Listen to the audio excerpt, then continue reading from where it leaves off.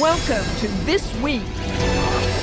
Jersey Jawdropper. I am embarrassed and humiliated. Chris Christie's make or break moment. A person close to me betrayed me. I am a very sad person today. This morning, brand new details on the investigations and the fallout, including... We say no comment. Scandal's real-life inspiration, crisis manager Judy Smith, Rudy Giuliani, at our Powerhouse Roundtable. Plus, Olympics alert, breaking details on new security warnings. Are our athletes safe? And pandemonium, Washington's newest star, ready for her close-up. All right here this Sunday morning. From ABC News, This Week with George Stephanopoulos starts now. Hello again. I'm Martha Raddatz. Great to have you with us. 2 days after New Jersey Governor Chris Christie's marathon press conference, the Bridgegate scandal is still swirling this morning. New Jersey Democrats are pushing to expand their inquiry beyond just the federal investigation. So what happens now, and how will it impact Christie's presidential prospects? We're covering every angle. Let's get started with the latest developments from New Jersey. ABC's Jim Avila is there now. Jim? Good morning, Martha. During that nearly 2-hour news conference, Governor Christie answered just about every question, except for the critical one. How could this happen? Dangerously leaving that to his critics, the press, and federal prosecutors. This is not the bombastic Chris Christie America knew so well, meekly walking down the town hall steps of Fort Lee on a humiliating apology trail. But so far, and the investigations have just begun, nothing in the more than 2,000 pages of documents posted by his political enemies have found the lie in this blanket denial. I had no knowledge or involvement in this issue, in its planning or its execution.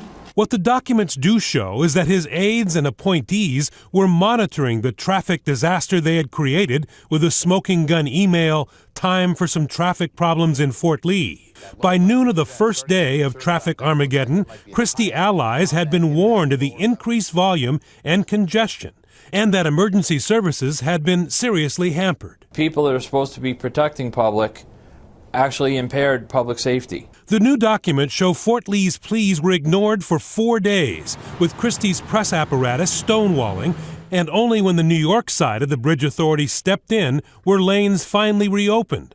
Quote, "We are going to fix this fiasco, and I will get to the bottom of this abusive decision." The governor now hoping the prompt dismissal of his deputy chief of staff, Bridget Ann Kelly, and his longtime political guru, Bill Stepien, can reverse the impression that the governor's brash style encouraged political vengeance. I am who I am, but I am not a bully. This week, Governor Christie will attempt to change the subject with his State of the State address on Tuesday, and then later in the week goes to Florida to fundraise for other Republicans, leaving behind all those state legislators to whisper about impeachment and the federal prosecutors to ponder any charges. Martha? A lot to ponder, Jim. Thanks to you. Now the former mayor of New York and a friend of Chris Christie, Rudy Giuliani, is here. Mayor Giuliani, thanks for joining us. I want to go back. Thank you, Martha. I want to go back to September. 4 days, thousands of Fort Lee residents are stuck on that bridge. Chris Christie is the chief executive of that state. I can't imagine you, as New York mayor, not saying, what the heck is going on over there? Forget that traffic study. And yet Chris Christie didn't do that. You know, Martha, that's always kind of simplistic after something like this happens. You know, how could it happen? How could you not have known? You know, how did President Obama not know about the IRS targeting right-wing groups, massive numbers of right-wing groups? But this is traffic. This affects everybody. Right? This seems very different. Well, that affects a lot of people, and the reality is things go wrong in an administration. And frankly, you know, he was in campaign mode at the time. During campaign mode, you miss a lot of things. You're not paying as much attention. We see that with Benghazi. I mean, I give you plenty of examples. Every administration, every president, every mayor, every governor, something goes wrong below them, and then the press asks, "Gosh, how do they not know? How do they not realize?" The reality is, He says he didn't realize. He says he didn't know. I think it's pretty darn credible. He wouldn't make this blanket denial unless it's not true. But Plus, we're talking, Mr. Mayor, I'm sorry, we're talking about two different things. You're talking about him saying he didn't know there was any scandal involved in this. He had to know there was all that traffic. Well, yeah, I'm saying you miss things. I mean, things happen in an administration. Things happen when you're running for re-election. After the fact, it seems like, how didn't they know? But the reality is you miss a lot of things when you're running a government that's as complicated as New Jersey, New York, or the United States.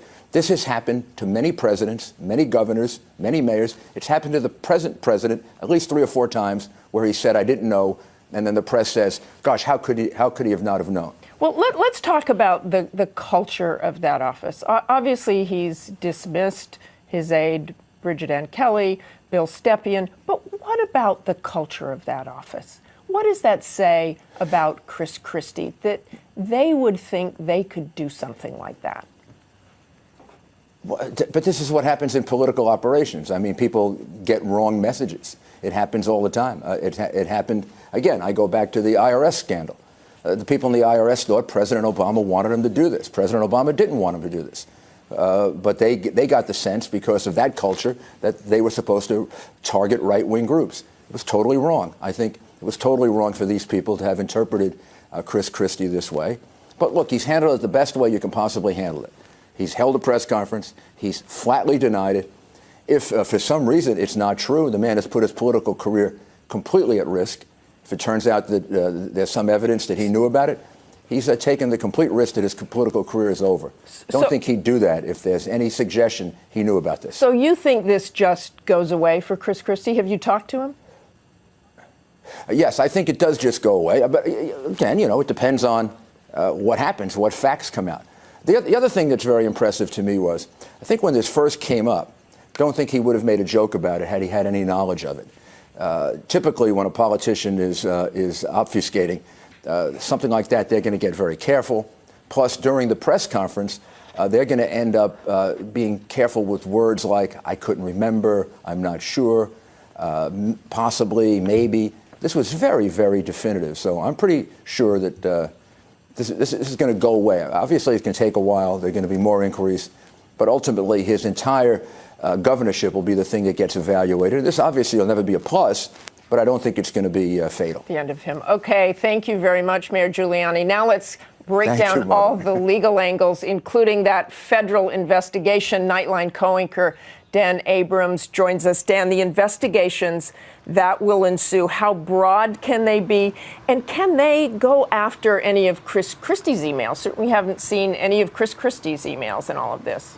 Well, look, I think they're going to be able to get all emails that relate to the closure of those lanes on the bridge, whether they come from Chris Christie or anyone else in his office.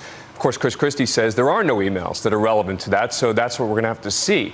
But when it comes to this federal investigation, I don't think he's going to be as concerned right now about a possible federal crime. I don't see any possible federal crimes here. But what he is concerned about, or what he should be concerned about, is the investigation itself. The fact that there's a legislative investigation, there's a federal criminal investigation, and the question will be, what do they find in connection with that could have political fallout? Meaning, do they find any correspondence, or do witnesses say something that contradicts what Christie said in the press conference? That would be my concern if I were him right now, rather than true legal. So it's the legal investigation that could lead to political fallout. And I would think this could go on for a while, right? Oh, it could go on many, many months. And look, the problem with these types of investigations is they take on a life of their own. You start investigating one thing, and you start digging in, and lo and behold, you find something else, and you say, wait a second. Yes, we were just investigating the lane closures to start with, but look at what road this has taken us down. Look what else we found here. And then they begin moving on to a different kind of investigation. So those are the sorts of concerns you've got to have if you're Chris Christie or his aides. Could be a long couple of months. Thanks, Dan.